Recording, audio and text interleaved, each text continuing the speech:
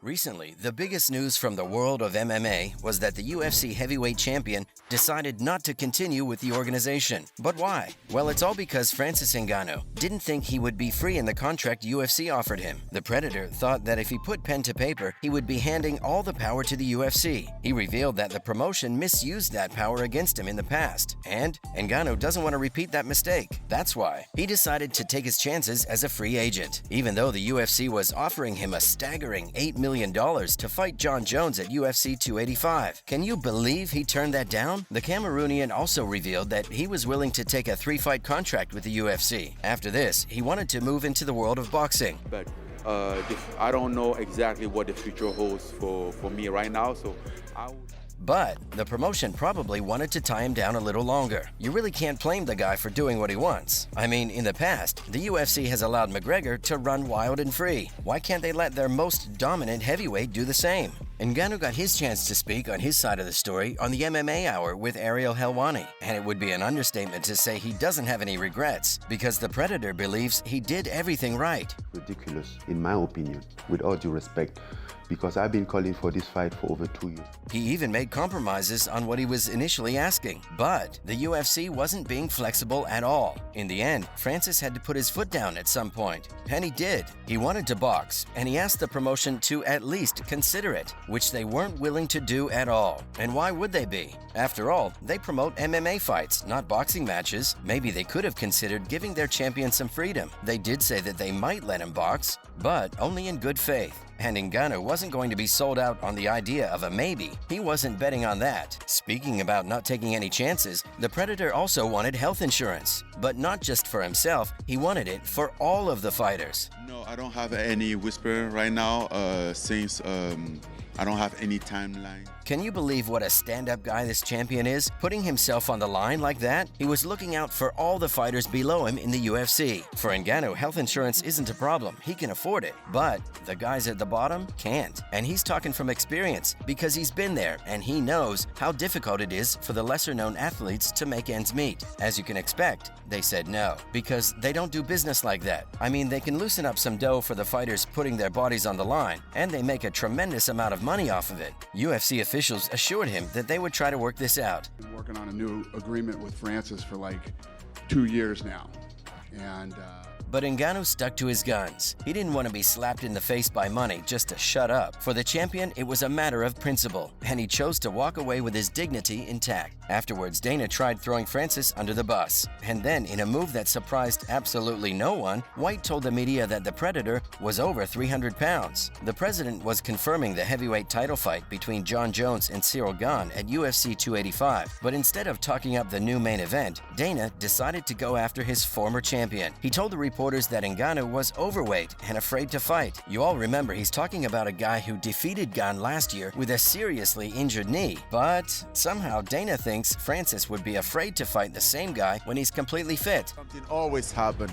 Then we get to partner up beyond the training. Or Jon Jones, who's been away from the octagon for so many years. The Predator assured Helwani that he was near his usual weight of 275 pounds and that he's been training in the gym for the past couple of months. But Ngannou doesn't take what's coming out of the UFC Supremo's mouth seriously. He's been through a lot worse and has heard more terrible things in the past. What's more, the Cameroonian understands that Dana is probably frustrated at the situation.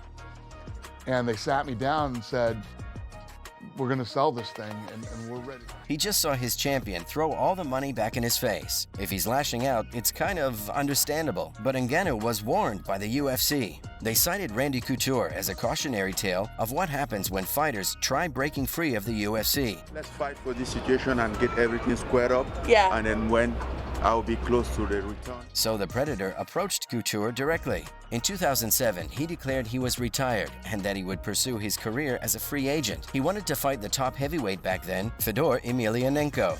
Obviously, there are a lot of guys now coming back, wounded, dealing with PTSD and a lot of other issues. But Couture ended up spending $500,000 against the UFC in court, only to return to the promotion to face Brock Lesnar for the undisputed title. White said that they released Ngannou from his contract and the matching period. And, you know, there's no excuses for it. Something that I'm going to have to deal with.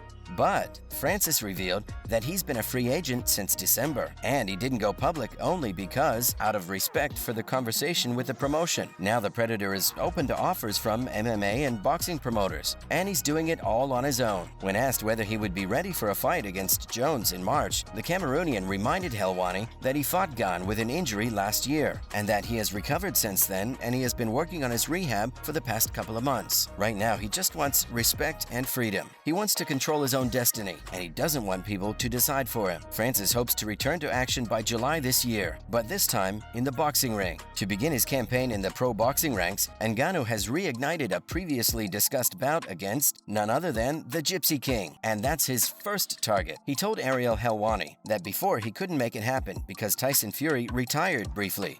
Difference when you're in there, to be fair.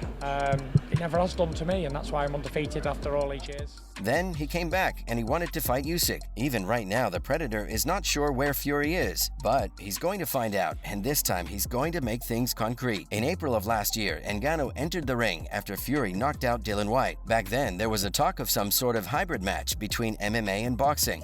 You know, we're not talking two light guys, 140 pounds. I'm 170. But now Ngannou is willing to do anything, any sort of fight, as long as it's the Gypsy King himself in the other corner. Let's face it though, it's a little tough to tie down Fury. That's why Ngannou is willing to fight other pro boxers, such as Anthony Joshua, whose promoter Eddie Hearn is a huge fan of the Predator. It's definitely helped me mentally become closer to my spiritual self. Fury's fellow countryman is also a former unified champion. I think it's a good fight, you know, it's a 50-50 fight, and they're in for a real treat. And is another big name in the boxing scene today. It might be risky for Ngannou to step into the ring with any of them, at least without testing the waters first. Hearn previously talked about a potential fight between Francis and Dillian Whyte. He had Joshua up. Two people had Joshua up. I felt he lost by 2 rounds. But when it's 115, 130. Who's another heavyweight fighter he represents, which might be a better idea for the Cameroonian to start with. So in my career, obviously, the talk was obviously one more loss and that's it, man. You know? Pro boxers would rarely want to risk their reputation and titles, especially if they have more to lose. A lot of people now see sport as a somewhere that they should invest, which is a good. In this case, Ngannou has next to nothing to offer in boxing right now. He's just transitioning from MMA. But if somehow he was to knock one of these guys out, which is a possibility if you ask me, they would be throwing all of their careers down the drain, because Ngannou would be the underdog against any of them. Sure. Water workout is always more challenging, so. Guess we'll have to see how things play out in the coming months. That's all the latest on the Predator and his falling out with the UFC. We'll see you in the next one.